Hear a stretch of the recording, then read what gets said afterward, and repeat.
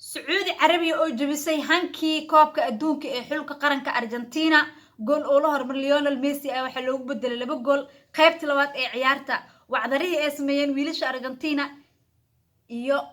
qaybta labaad waa cadaradii ay ka dhigeen xulka qaranka Saudi Arabia hadda manin Saudigu tusbax loola fadhiyaad adiga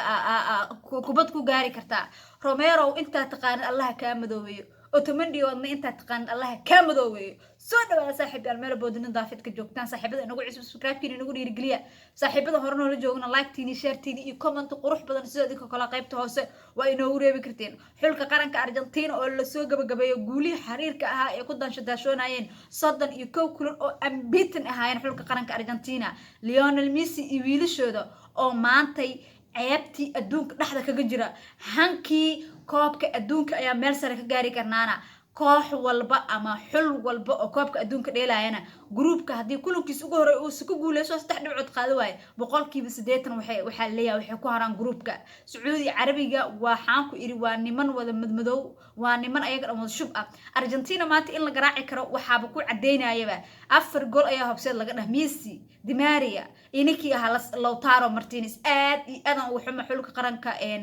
Argentina guul daradii maanta soo gaartay waxaan rajeynaa in aan dib ka soo laabano haddana waxaan u hambalyeelnayaa xulka qaranka Saudi Carabiga maadaama ay yihiin wadan muslim ah oo xajkeeni oo ku yaalo Saudi Carabiga oo ku yaalo hambalyeelaya Saudi Carabiga laakiin maanta waan ugu dhacday haddana reer Argentina adiga ku weydiina saaxiib please waa ku baryaa qaladka intuu ka dhacay maanta ma macalinka qaldanaa ma tababaraha qaldanaa ana ku bilaabo harta koob awalanba ama fasti waxay ka qaldaneed bahasha haafka hore ayay fiicneed kooxda xulka qaranka Argentina kubadihiin waad u jeedeen haafkii hore tabo qalad lagu galay diilinta oo lagu galay ee Saudi Carabiga waxa loo dhigay goal penalty ah Messi ayaa shalqa gaaray goolkiisa 10aad ee wuxuu dhigay oo galiyay oo koobka adduunka wuxuuna soo barbareeyay xidig reer Portugal ee Cristiano Ronaldo min 7 gool ayay kala yihiin koobka adduunka sheekaynta inta isla sii soconin Angel Di Maria shalqa gaaray hobseeda la dhahay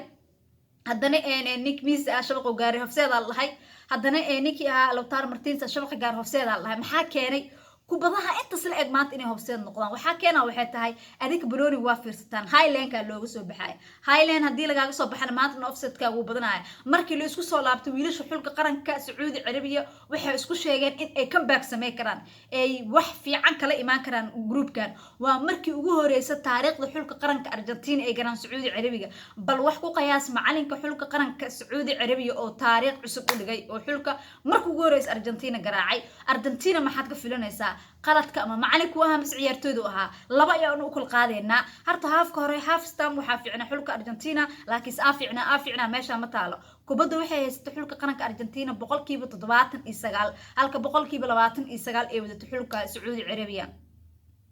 markii la soo laabtay Argentina saas markii la soo laabtay gool la galiyay goolkaas waxa qaladkeeda lahaa Alexander Romero midka Tottenham difaaca kaga dhigay ka dunka ugu dilay gab oo iska daba dhaha warmaani qal iyo labadaan isku dhufatid riyaa meesha igeey aniga la bilaay talaayna marka goolkii labaadna sida uu ku dhashay u jeedeen isla qalad ay difaaceed ay sameeyeen kubad dhaxda laga soo qaatay ayaa jag lagu siiyay waliba waxa laga dhaliyay Argentina goolka waxa laga dhaliyay waliba waqti hore laga dhaliyay 88 daqiiqo xal sida Netherland ay xataa ma ahayn wax goolasha iska dhaliyay alcamuun hadii aan reer Argentina wixii nagu dhac maanta wax aan u dul qaadan karna ma aha guul daradaas waa nagu dhacday mustaqbalkii koobka adduunka ee xulka qaranka Argentina muddo ayaa la gelinayaa maadaama Saudi Carabiga ay ku horkufeen dabcan Saudi Carabiga in ay Argentina garaacdo maxaa ka caawiyo iyadana Argentina waxa ka caawiyo in la garaacdo Saudi Carabiga wiilasha Saudi Carabiga waxay u dheelayeen maskaxdooda iimaankooda waxa aana maanta ay aad ugu faracsan yihiin xulka qaranka Argentina Messi iyo wiilashiisi in ay iska celiyeen taaka iskaaga dhigeen aad u fiican yihiin goolahayaha xulka qaranka